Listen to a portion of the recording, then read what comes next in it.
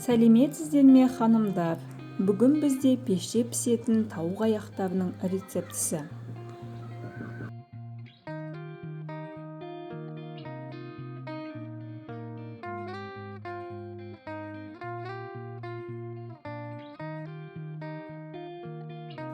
Бізге керегі кетчуп, зәйтүн майы, чеснок немесе сарымсақ, тұз, бұрыш және тауықтың аяқтары.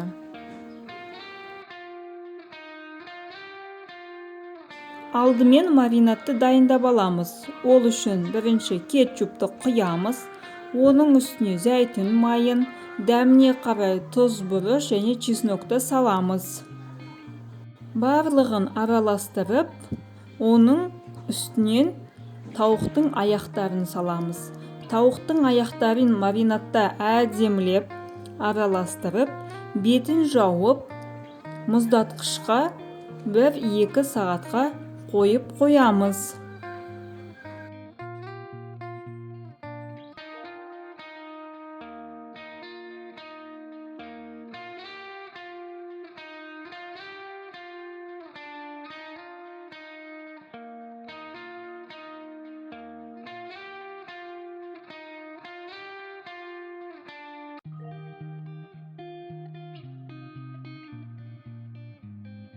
Тауықтың аяғының терісін өз қалауыңызша алып тастасаңыз да болады, немесе алмай қалдырып қойсаңыз да болады.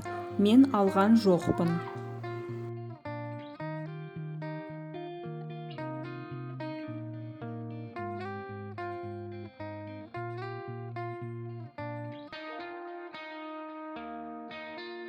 Маринадталған тауықтың аяқтарын 200 градуста қызып тұрған пеште қызарғанша пісіріп аламыз.